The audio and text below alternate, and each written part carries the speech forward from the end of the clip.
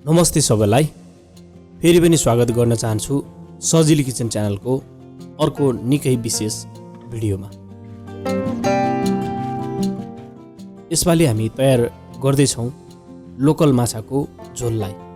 यो निकै नै मिठो र एकदमै बनाउनको लागि सजिलो रहनेछ, जसको लागि लोकल माछा मैले लिएको छु। यसलाई निकै सफा गरेर यसरी तयार गरेको छु। सुरुमा त यसमा नुन राखेर बेसार, थोरै धुलो खुर्सानी अनि अदुवा र लसुन अनि मकैको पिठो राखेर यसलाई मोलेर फ्राई गरिदिनेछौँ। त्यसपछि झोल तयार गरेर एकदमै सजिलो र मिठोसँग तयार गर्नेछौँ। यसरी राम्ररी यो मकैको पिठो र राखिएको सामग्रीहरूमा मिक्स गर्दै रहने।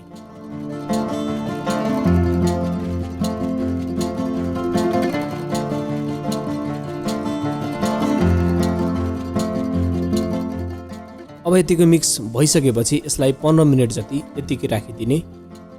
यसपछि तेल तातिएको छ, यसमा माछालाई फ्राई गर्नको लागि सुरु गर्ने।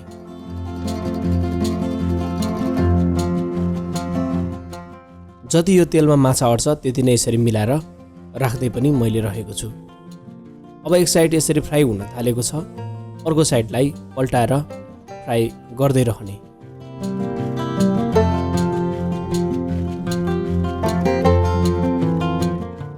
जबसम्म दुवै साइड राम्ररी फ्राई हुँदैन तबसम्म यसलाई फ्राई गरेर पल्टाउँदै तयार गर्दै रहने।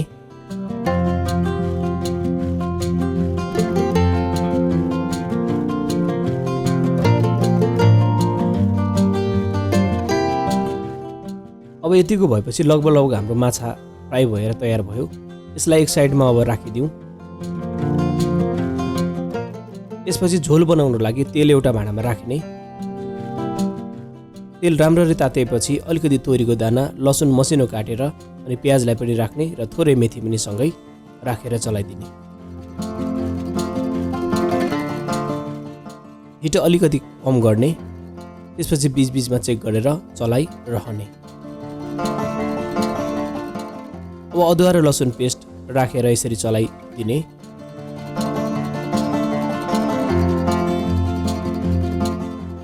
अब बेसार राखेर यसरी चलाउने।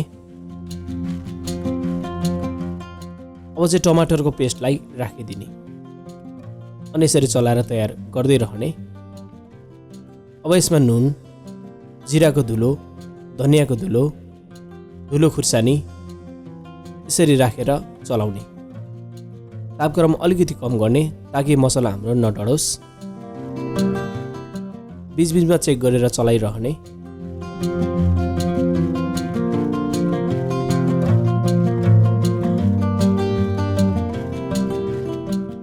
अब यसमा थोरै पानीलाई राखिदिने अनि यसरी चलाउने।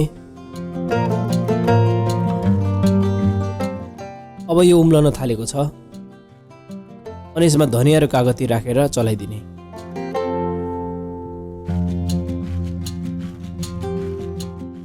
अब यसरी उम्लन थालेपछि अघि फ्राई गरेको माछालाई राखिदिने अनि यसरी मिलाएर चलाउनु पर्छ।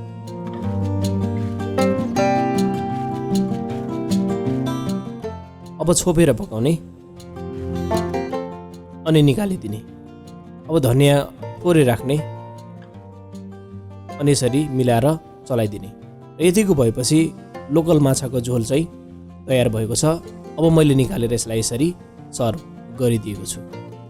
निकै नै सजिलो भएको र खानको लागि एकदमै मिठो खोलाको यो लोकल माछाको झोलको रेसिपी तपाईँहरूलाई मन पर्यो भने भिडियोलाई लाइक, सेयर, च्यानललाई सब्सक्राइब गर्नुहोस्।